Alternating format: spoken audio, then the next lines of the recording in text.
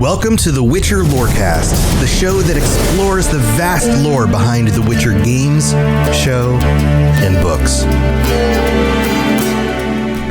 Witchers, mages, bards, welcome back to the Witcher Lorecast. This is your host, Tom, or Robots, and I'm here with Toastikamus. That one's new. Toastikamus? Yes. Is that also Greek? I almost said Toasticus. Yeah, these would be Greek names. Did you say Toasticus last week? I've done that before, so I just altered it a little bit. Okay. Toastikamus. Okay, that's fair. So, Toasty, how you doing, man? I'm doing good. I'm on vacation. Yeah, it's nice. It's nice to be on vacation. Yeah, Joker's in chat. We've got everybody in chat. Welcome chat. Welcome listeners. The pre-show was very tame, Joker points out. We're both just in this like chill mood, and today we're talking about probably one of the chillest locations on the map, Aedern. Nothing goes on in Aedern. Toasty's just making faces again. Just folly. Oh, that's a lie. That's not true at all. We got a whole lot going on over here in Aedern. Yeah, so we're moving on from Cadwin to Aedern and heading south. The kingdom south of Cadwin. And here, I've got a map up on the screen for those of you who are visually able to see the show. And you can see on the right side of the top, there's Cadwin. And then if you go south, the area below that is Aedern. Mm-hmm. So that's the topic of today. But it's not just going to be like boring, like this is the boundaries of the area and it has mountains. Like this is going to be action-packed, friends. So hold on to your butts. Actually, I mean, there's a lot of action that happens in Aedern. Starting with the history of Aedern, the Kingdom of Aedern was founded by Vengerberg, the former Prince of Atra, when he was forced to leave his own country after the 6 years of war.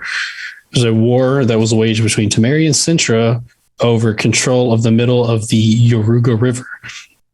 The Yaruga River shows up a few times in things. Yep, it's very prominent. The Yaruga and the Pontar will probably kind of stretch across a lot. And they tend to be boundaries of important kingdoms and locations. So, that war ended when Rafford the White, court mage of Abdank of Temeria, managed to negotiate peace between the kingdoms and seize power. He exiled the princes and dukes that retained their loyalty to Abdank. Venger was one of those princes. He moved east and founded Vengerberg.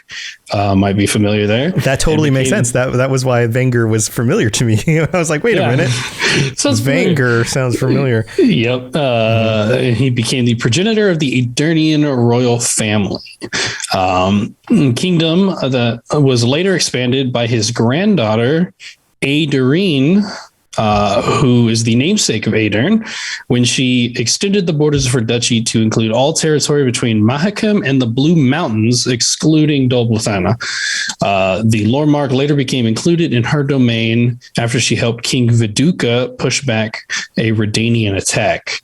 The Lormark, or the Pontar Valley, or to Aedernians, they just refer to it as Upper Aedern. It's the area that they have been that Cadwin and Aedern have been fighting over for centuries, over control of that area. Line continued for a time until we reached the line of King dimovin III, son of Vithril. Vithril may sound familiar. He is the King of Aedern that we see in Witcher Season 1 that Yennifer meets at the dance and manages to convince to put her in his employ. Yeah. King dimovin III was the 16th King of Aedern. That's a lot of kings. It's a lot of kings. Yeah. Kings and queens. I mean, obviously we have Aederin, who was Duchess, who then I guess became a queen after she kind of took over. He presided over many of the wars for Aedern, including the dispute of Upper Aedern or the Lormark against the rival King Hinsult. He also lorded over Aedern during the times of the First and Second Northern Wars against Nilfgaard, and he led Aedern's troops in those battles and was even one of the negotiators for peace, or for the peace treaty that followed all of that stuff. Yeah, so that's the stuff probably our listeners are more familiar with, the conflict with Nilfgaard, right? Mm-hmm. Which we are seeing play out. We've already had the first Northern War in the Witcher Netflix series with Nilfgaard invading, or with the battle on Sodden Hill was kind of like the peak point of like pushing them back. And I'm sure we'll be working towards the second one as we progress that timeline. Yeah. I wanted to, so I've got the map pulled up. I've zoomed in on Aedern, and just something to point out. Vengerberg is very close to the center of the region. It's kind of central west and along the river that runs through it. So Yennefer of Vengerberg, if you think about the moments in the show when you see her when she's younger and she's working on the pig farm and all of that, that all happens here. So it's very central. And then you can clearly see that the boundary to the north is Caedwyn along the river, mostly along the river. And then there's some other locations you might find familiar, like Loch Muin is in Aedern. And anything else on here that's worth pointing out that people might recognize? Haga is where is a significant location as well, where they I think that's where they discuss the peace treaty. I'm trying to remember that exactly. Yeah, and if you look south of Aedern, you can see Rivia, Lyria, and Rivia down along the south border, and then if you go a lot further south, then you end up getting into Nilfgaardian territory. So that's just kind of a rough idea of the map. For those of you listening on audio, it's kind of hard to go over all the details on audio. Oh, sorry. A meeting of the northern leaders took place at Haga. I think that is probably what we're seeing in the final episode of The Witcher, or the Netflix series with Queen Meve, and the other ones where Teseo was at meeting with the other leaders. That meeting? I mean, they didn't specify exactly, but I assume that's what that is. Because Foltest, Hinsult, Meve, and Vizimir II all met there with dimovin. That sounds about right. The roster there was, I recognize Foltest and Queen Meve, but they haven't exactly described who is, or which ones were Hinsult or dimovin or something. They're just actors in the background. Yeah. Yeah. It's also interesting because we've talked about the size of the map and how there was that the attempt to actually lay it out like it was a real physical place, and how far apart everything actually is, how much land there is here. To have all of those leaders make their way across the continent would have taken a considerable amount of time, unlike in the Witcher series where they can just kind of teleport places without even teleportation. Like getting one of the kings from one of these other kingdoms all the way to a single location like that would have taken weeks of travel.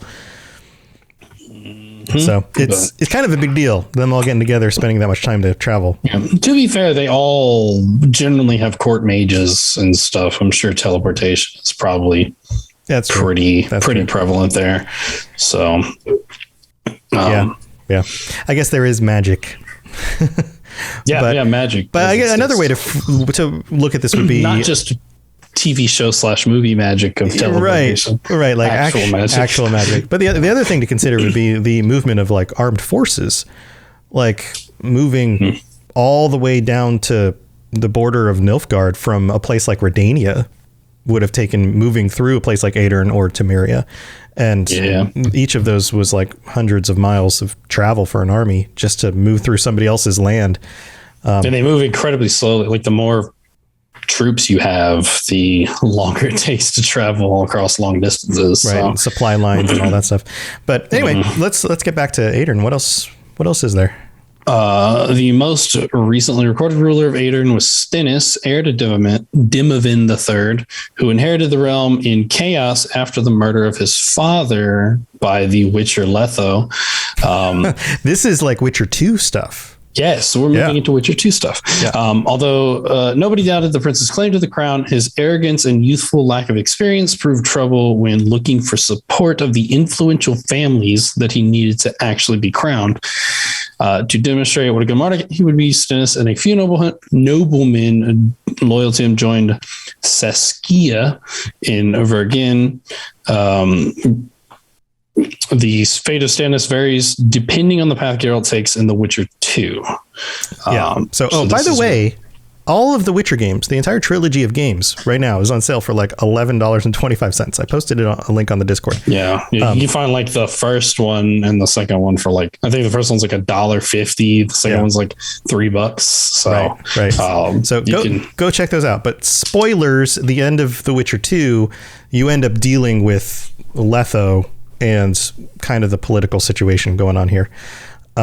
So you get to decide what you're going to do in that situation, which we probably should do a whole episode on how The Witcher 2 plays out and the decisions that you can make. Oh yeah, probably. But I do have some of the decisions you make here for the fate of, or at least that pertains to the fate of Stennis. So if Geralt joins Roche, unfortunately for him, his plan to ascend the throne of Aedern came to a miserable end when he, King Hinsult, and Saskia met to discuss the future of Aedern.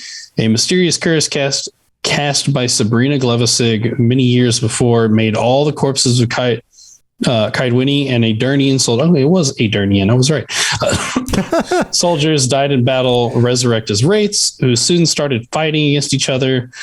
Prince Stennis was killed while trying to escape. There's a whole battlefield you go through of these wraith-like soldiers, reconducting a war they already died in. Yeah. If Geralt accuses Stennis to be guilty after the poisoning of Saskia, Stennis was considered by the inhabitants of Vergen the only suspect. In the end, his speech didn't convince the Witcher Geralt of his innocence. The prince ended up lynched by peasants in front of his own chambers. Wonderful. If Geralt spares him from the mob after the defeat of the Kaedwenian army, both the serfs and nobility deemed the prince worthy of the crown, and he returned to Vengerberg, ascending to the throne as King Stennis I. He changed his ways and became sensitive to the hardship of his subjects. This won him to the hearts of people who saw him as the hope of the nation. Stennis was also quickly recognized by the northern monarchs, who promptly agreed that he would make a good ruler. Following the events in Vergen, the new king managed to consolidate Aedern and kept the land running industriously. Following the outbreak of the Third Northern War, he led his people as they fought the oncoming Nilfgaardians. Seeing that defeat was imminent, he surrendered to the emperor, becoming a puppet ruler in the process. Awesome. And as of The Witcher 3, Aedern is under Nilfgaardian control. Which changes the map considerably, because if you look at the size of the map and where Aedern is and where Nilfgaard is, that eats into a lot of the Northern Kingdom's land. I mean, taking over an entire kingdom like that. That's too very large, because they took Temeria too. That basically just brings up the border to the Pontar. That's basically where the Nilfgaardian border is now. Right. Because they control the two biggest nations are probably two of the biggest nations in the Northern Kingdoms. Right. So if you can see on the map, you can see on the bottom left where Sintra is, and then Sodden is to the east of that, to the right, and then Temeria is north of those. And Temeria also owns a little bit of land a little bit further to the east. And then if you go north of that, you end up at Mahakam. And then east of that is Aedern.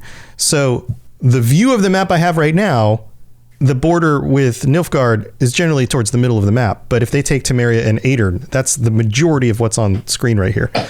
That's a lot of land. That is they are waging a losing battle against Nilfgaard. We generally know in The Witcher 3 that the main because Radovid took Kaedwen, like he took control of Kaedwen, so it was basically just Redania, which was just what Redania is now plus Kaedwen became a bigger Redania, and it was just them basically. Yeah, there are some other kingdoms north of that, but we don't get as many stories about them. So yeah, it's like consolidation under an empire and a kingdom for the majority of the map that you either read about in the books, watch in the shows, or play in the games. Mm-hmm. Yeah. So, interesting stuff. It's kind of cool to lay all that stuff out though, because without having like the visual of it, and if you are listening and you want to get more of a visual of it, you can check out this on our YouTube channel. The videos go up on there as well. So just search Witcher Lorecast on YouTube. It'll come up. But any other thoughts about this? I mean, we're talking kind of big picture here, but Aedern played a key role, and then by the end of the story, he's pretty knocked out of the game. Yeah, so I do plan on like getting a bit of because Dimovin was such a like prominent ruler, and he had a lot going on. I plan on doing like his own separate episode where we can talk about him. And just like the parts he played. Just the main things to know is that he like played. He led the country through the First and Second Northern Wars, which is, which they held out. Important. They held out during those, but then eventually, for a time. So eventually couldn't. Yeah, cool stuff. All right. Well, tell you what, we're in the middle of the show. We're going to go thank our patrons. What are we going to talk about when we get back? General overview, economics, military, some of the more logistical stuff. Yeah, more nitty gritty stuff. Okay, cool. Well, stay tuned. We'll be right back. Very well. Let us get this over with. Something has infested my vineyard. Mm-hmm. Great. Let me go prepare my something oil then. All right, here we are in the middle of the show. This is where we get to thank our patrons, and a big thank you to all 17 of our patrons. No new ones this week, but if you're interested in helping to support the show and you want to get ad-free episodes a day early, t-shirts, extra stuff, then go to patreon.com/WitcherLorecast. But big thank you to Ben of Temeria, Vita Bjornen, and Bane the Hospital Guy, our tier 5 higher vampires. You guys are amazing. And to all of our other patrons. You guys don't get shout outs every week, but I'm shouting you out in my heart like every day. So you get that. I hope you can feel it. I hope you feel it like a magic spell at a distance. Feel it every day. Caressing your cheek like this. Thank you for being, that's super creepy. All right, I'm going to stop talking about that. We do have a new review in. This one's short and sweet. This one's from Words Are Hard. Norger in the United States on Apple Podcasts wrote, nice, 5 stars. I love the show. I've been rewatching all of your podcasts since I found you guys like a month ago. It has really made all the driving I do a lot more enjoyable. Keep up the good work. It's short and sweet. Thank you so much, Norger. I don't know. It's like a 0. N0 Erger. Norger. Yeah, Norger. We appreciate it. But guys, these kinds of reviews, 5-star stuff, leaving things on Apple Podcasts, Spotify, all of that stuff. Very, very beneficial. We love it when you guys do that. Thank you so much for that. Isn't there another one? Did we do that one last week? Did we do Hasselhoff last week? I think we did. Did we do Hasselhoff? Hasselhoff left a lot of reviews for a lot of my shows. I feel like we did his last week. Hasselhoff, I'm assuming it's a he because Hasselhoff is like the actor is male, but maybe not. In the US wrote, Vesemir would be proud. Would approve. Did we didn't do this one? Excellent show. So. Both the hosts make the unfamiliar lore of The Witcher easy to understand, showing how it changes from its origins to over the course of the media. If you have ever been interested in the lore of The Witcher, this is the podcast for you. Thanks so much. That came in like 8 days ago, so I was assuming we probably already did it. But sometimes it just doesn't show up on my thing right away. But maybe we shouted you out twice, in which case, bonus for you, I guess. But everybody, thank you so much for your support. We really do love you guys. And let's move on with the rest of the show. You smell of death and destiny, heroics and heartbreak. It's onion. Right, yeah. All right, so I joked about how the whole episode wouldn't be about geography, but we do have to touch on geography a little bit. Yeah, we do. So the actual land itself. So yeah, so we've shown the map and stuff. This is more just a more specific rundown. So Aedern is adjacent to the mountains, forming the western border of the continent. Was one of the latest areas colonized by humans. So unfortunately, later, like the humans came here after the other places. Because we knew from the 6-year war that was Sintra and Temeria against each other. So they were already established. So this came after. And there's probably a reason for this. Which we will touch on. Okay. Unfortunately, aversion to other races still exists, especially to elves, whose remnants still inhabit the dense woodlands of mountain valleys, including nearby Dol Blathana. Which is another one of those names that should stand out. In contrast to it, the situation with the dwarves is rather good. Many of them live on an even keel in Upper Aedern near their homeland of Mahakam Mountains. So basically this area was already settled by dwarves and elves, essentially. And then the humans came in and took over because that's what humans do. Right. Yeah. Bastards. So, and as we know, in the relationship with the elves, real crappy situation with the dwarves. Not great, but not as bad as the situation with the elves, though. Their relationship crappy. Is a bit better, yeah. Aedern is an agricultural county full of ridges and hills. Unchanging continental climate makes the grounds give good yields, especially in the east, in the area called the Valley of Flowers, or Dol Blathana in Elder speech. That's what the words mean. So that makes sense. Which forms a real granary for the kingdom. It also has a well-developed industry in Upper Aedern, and at the border with Mahakam, large amounts of minerals, mainly coal and less precious metals, are exploited by Aedern's mines. In Lower Aedern, in Gulet and Asinlan, there are smelters and forges. Vengerberg, which is the capital of the realm, and Aldersberg are mainly known for dye works and manufactures of wool and textiles. Vengerberg also has malt mills and distilleries, and is also famous for its esteemed carpets. It makes me wonder if the pig farm that Yennifer grows up on, if those pigs are used also, not just for their meat, but also for like leather, textile stuff. Maybe, yeah, bro. I mean, the capital, so you generally like food is. I imagine they lived on the outside of town though, because yeah, but you would imagine like if the main industry of the local town, this local city, is those things, then there'd probably be, they'd probably be using up all the materials from the pigs, selling the meat, probably. Selling the skin, all the parts. Yeah, so.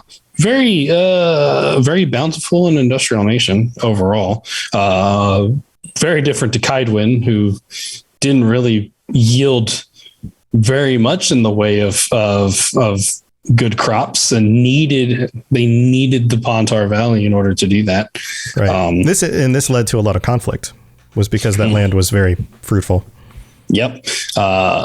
Illyria with Aedern issued so we're moving on to the military numbers. Illyria with Aedern issued about 13,000 soldiers, including 3,000 cavalry. In the early days of the invasion, 1/5 of these forces were cut off in the forts and fortresses. Part of the remaining troops had been withdrawn to defend the wing against light cavalry and Scoia'tael. So this was specifically, I think in the First Northern War, when Aedern they basically dimovin rounded up his troops to go defend Sodden. He left the kingdom vulnerable to attacks from the Scoia'tael and raids. So it was kind of a fighting a battle on two different sides here, which obviously we know, like Nilfguard allied themselves with the Scoia'tael exactly for that reason. Right. Right. The elven forces specifically. Yep. Like for anybody who doesn't recognize the word Scoia'tael, it's the elves. Yep. It means squirrels. The squirrels. The squirrel people. The squirrels. Yeah.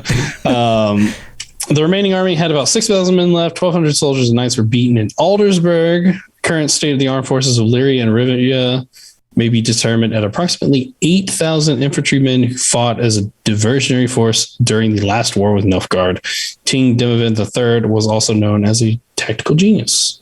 Man, that's when you actually get into the numbers, it just doesn't seem that big. Like, you see, so I feel like that we see that a lot with fantasy, where like we get numbers, like they give us numbers that are just like massive. Yeah. In Lord of the Rings, like how big were the orc armies? They were like, oh yeah, they were like so many orcs, tens of thousands and stuff. And like, right. But you look at it and like stuff like this, where they have like the different forms, or like armies weren't actually that big. Like if you had the human population until the 20th century wasn't really that big. Like in a place like this, in a medieval dangerous world like this, it's very medieval focused. You only have so much food. A population is very limited by its food supply and by the ability to, give people medical help and those kinds of things. And until the 20th century, something like 40% of people died at childbirth. It was like some ridiculous number. Like the chances, child mortality was awful. Or as children, I guess, childbirth and then plus child mortality was so bad until modern medicine. And then on top of that, you as a woman had something like a 1 in 5 chance, or 1 in 4, 1 in 5 chance of dying while giving birth to children. Like all of that kept the population very limited for a very long period of time. Modern medicine comes around, and all of a sudden now we're billions of people. So in a world like this, where a city like Vangerberg might have had 20,000 people in it, like that was considered majority big. Of which were just like farmers. They were farmers. They weren't like paid soldiers, leather workers or something like that. And that's another thing, is that having a paid army was a very small percentage of the population, because if you went to war, oftentimes you would bring the farmers with you. Like your local duke would come and say, all right, every family needs to issue one grown man to join the military force that we're sending south to fight Nilfgaard, or something like that, right? And so if you had 4 men in your little farm family, a father and several children, and many of them were men and some of them were teenagers, one of them would have to say, okay, I'll go to war. And that's how you built your armies. So like a standing army like this, like 3,000 cavalry, chances are that those were like trained soldiers. 1,200 knights, those are trained paid soldiers. But like infantrymen, oftentimes they were farmers. They were bringing like their axes they used for cutting trees and their pitchforks. That's the way armies worked. And I have to imagine with how like bountiful the yields were in Aedern, they probably had one of the more sizable militaries. I would like looked specifically into which are military numbers. We'll get there as we go through this. So, and that's one of the benefits of an empire, is that if you look at like the history of empire, so somebody like the Romans were able to conscript soldiers from across the entire empire and bring them to one location because they had the infrastructure to do so. So somebody like Nilfgaard may have been able to field more troops because of the size of their empire and the infrastructure they built. Whereas a kingdom like Aedern had to rely on a very small number of conscripted soldiers and then whatever they could pull from the local farmer population. So here's to give you a bit of an idea. I looked up the numbers for Nilfgaard, their military numbers, 320,000. Yeah. They sent 300,000 of which to attack the northern kingdoms, leaving 20,000 to defend the homeland. Yeah, that makes a lot more sense. They had more at home just defending the homeland than the combined forces of Lyria and Aedern together, with their total of 13,000. Right. They're also coming up from the south, and I would imagine that the south has better crop yields than the north because it gets so cold. And they're also like an empire, so they've probably conquested and taken over like multiple locations already. Oh yeah, if you look at the map, the amount of land that they already have is we don't see what's below that either. Like I assume that's not the end of Nilfgaard. Oh yeah, yeah. This is this map specifically just shows the northern kingdoms in the top edge of Nilfgaard. Nilfgaard continues. If you've seen some of the larger maps, it continues down like twice as far as what this map currently shows. So yeah, there is a massive amount of land that they own. A lot of that land is coastal. A lot of that land probably has better crop yields because it isn't as prone to cold, freezing winters and the harsh landscape of like the mountainous north. So yeah, that totally makes sense. So eventually, without the help of wizards defending your land, it seems like Nilfgaard's eventually just going to sweep the whole area. Yep, pretty much. As for the economy, Aedern is one of the richest domains in the Northern Kingdoms, has a well-developed economy. Its main asset is situated between mountains that provide state resources. In, like I said before, in Galette and Isenland, they have huge steelworks and forging plants. And then in Vengerberg and Aldersberg, they manufacture wool and weaving, as along with the malt mills and distilleries. Aedern is also a great producer of pumpkins. Pumpkins. They're known specifically for their pumpkins. They're known for their pumpkins. So they must be great for Samhain. Yeah, they celebrate. I wonder if is there an equivalent holiday? Do we know much about holidays? Well, they do pagan holidays in The Witcher because they celebrated the May Day, Beltane or May Day. So I have to assume other pagan holidays, Samhain being the Halloween equivalent for pagan. It's so hard to celebrate those things if you know that those are like real monsters, right? Like, well, I mean, a lot of the times I believe that Samhain was initially celebrated in a way like when they believed in the stuff like that, where they like stayed indoors, they painted their faces specifically to hide themselves from the monsters, right? To ward off the monsters, right? Right. But so, it's even scarier, right? It's even scarier when they're real. Like in our world, it would be like, oh, the neighbor has a story. We talked about this a little bit, like story about how this person disappeared in the past because of this monster or whatever, right? In our world, there would never really be proof. It was just kind of, that's just what people believed, and so they acted a certain way. But in the world of The Witcher, like if there's a day that celebrates some sort of demon, that demon might actually show up and destroy a town or whatever. That's nuts. I think generally in that sense of like celebrating so that the demon doesn't show up. Yeah, but if you don't do it right, like they actually show up. True. So like it's got to be super scary. Like the celebration of it is way scarier when like, last year the town down the way didn't do the right things, and they couldn't ward off the monsters, and so they're just gone. The monster showed up and ate dozens of people. The town doesn't exist anymore. Yeah, as for a couple of things, their currency, formerly the mark, is now the ducat, I think. DUCAT. I think that's a ducat. Duce? Is it French? Which it's CAT. I don't think it's like ducat. Usually pronounced. Yeah, I think it's supposed to be the ducat. Ducat, maybe. I don't know. And their coat of arms is just like a black background with a yellow stripe and then a red stripe, but it's like a chevron. It's not even just the like stripe. So yeah, here I'll put it up on screen. Let's see if I can share it with everybody. Oh, it went away. I clicked it and it disappeared. You're not supposed to do that. It's supposed to get bigger, but it didn't. Their flag is the reverse of the German flag. Like the colors are flipped. Yeah. Here, check this out. Here it is on screen. It disappeared on me. Well, you can see most of it. Yeah, it got real big. You can see it. That was a real big picture. There we go. Now I'm resizing it. Yep, there we go.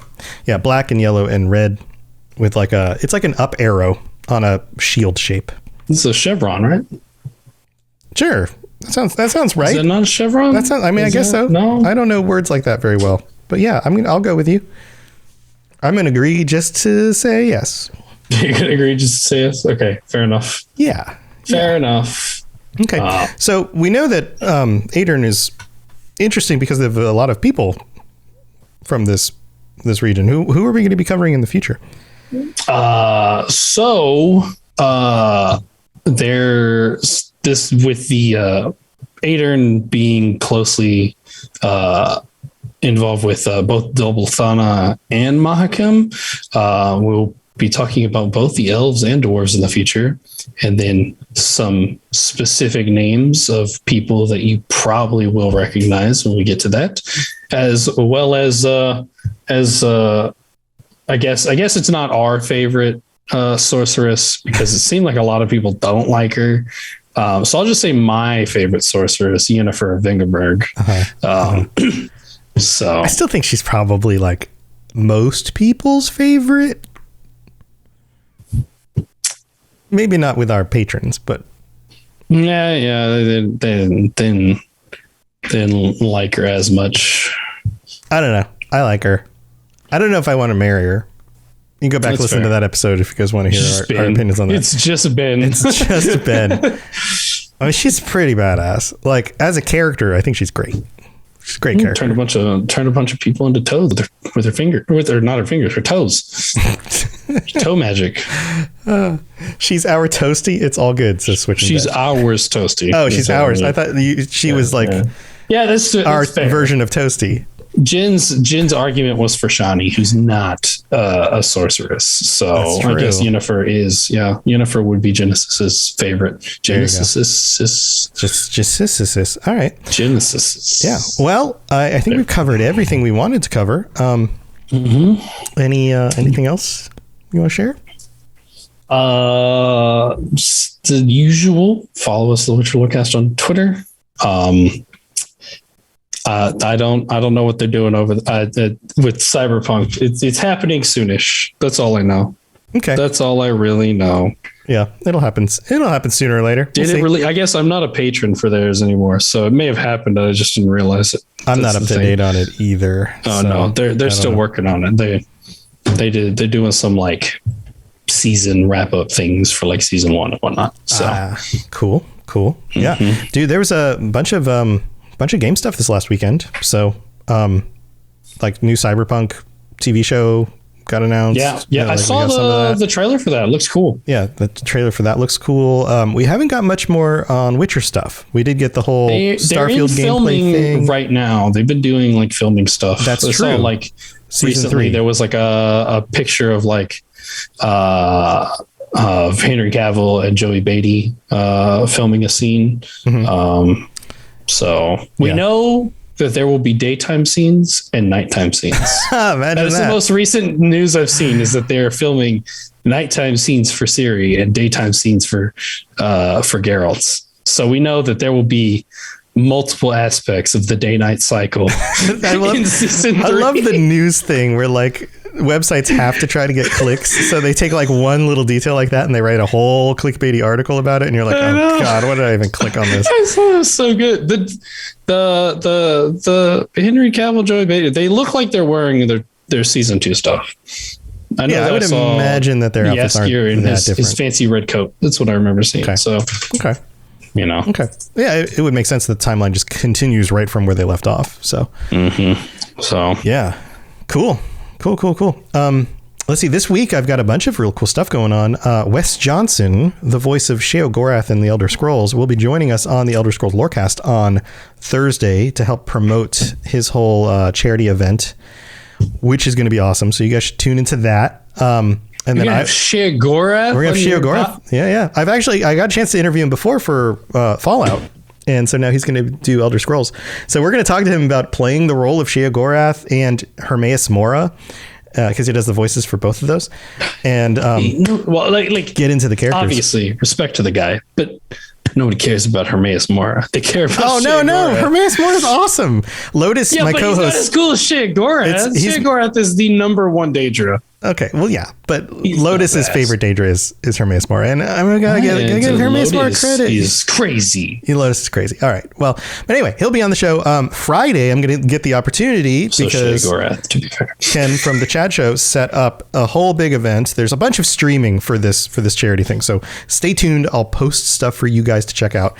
But one of the things is he actually got together a bunch of other voice actors, including Wes Johnson, on Friday to talk about their Fallout about characters. And we're going to have a big, long interview, like an hour and a half, 2 hour long thing at 5 p.m. Eastern on Friday. And I'll be a part of that, kind of managing the conversation. So lots of cool stuff. If you want to get in behind the scenes with voice actors, how they do their characters, a lot of that kind of stuff, and more about the characters themselves as well, then tune in for that stuff. But that's what's going on. I'm, hoping we get more info about the next Witcher game. I'm sure they're going to drip out things on occasion. It's going to take a while. But it's going to take a while. Yeah, it's going to take a minute. So we're still waiting on the next gen Witcher updates, yes, which should hopefully be soon. They said Q2. They actually maintained their Q1 for Cyberpunk, I think. So, because we're like at the end of Q2. It was like I thought it was this fall. Close. I thought they said that The Witcher 3. I just went back and looked at it earlier next gen stuff to double check because someone asked me, and I saw that the tweet said it may have been delayed in a different thing, but the tweet that it said the Cyberpunk update coming Q1, Witcher comes in Q2. So we are obviously getting close to the end. So I'm not sure if we're going to get it, but maybe hopefully we'll get it like July or August. Who knows? Oh no. See, look, I just Googled it. Witcher 3's next gen version now planned for Q4. So yeah, it was updated. This is on the 19th of May. So yeah, okay. So I'm not having fever dreams.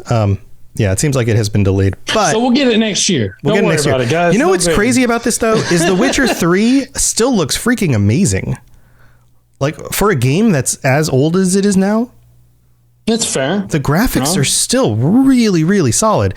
So I'm very curious to see what they do. Now, they're using the same engine that they used for Cyberpunk. They updated that engine for Cyberpunk. So are they going to go back and roll in some of like the ray tracing updates for the lighting and like that kind of thing? Because that would be cool. That would be even cooler. Medieval settings always look like way cooler under like the super cool graphics effects. Yeah. Like some of the stuff that people do to like Skyrim, it just looks like absolutely gorgeous. Like, and this is, so like reflections off your metal armor of the guy next to you, like that kind of crap. Like, that's gonna be cool. So, all right, well, we'll keep you guys updated with that stuff as it rolls out. Toasty, this has been fun. Thanks for joining me. Chat, thanks for being here. And if you have questions about any of the other things going on, join our Discord, follow us on Twitter, I was gonna say something else, but it fell out of my head. Twitter, Discord, and robotsradio.net for all the other shows. That's it. There we go. That's it. Thanks for being here, guys. I'm going to take a break after this. We've got the Mass Effect Lorecast coming up next, but it's going to be about 45 minutes from now. So I will close down the stream and reboot it back up in about 40 minutes when we're getting ready for that. So I'll see you guys in a little bit. Thanks for being here, everybody. See you next time. Oh, and Toasty, stay safe on the path. There we go. Thanks for tuning into the Witcher Lorecast. We'd love to hear about your experiences with the games and the books and the TV series and all your thoughts on everything. Please check out the Robots Radio Discord and follow us on Twitter at Witcher Lorecast. You've been listening to a Robots Radio podcast. Smart shows for interesting people. Check out all the shows at robotsradio.net.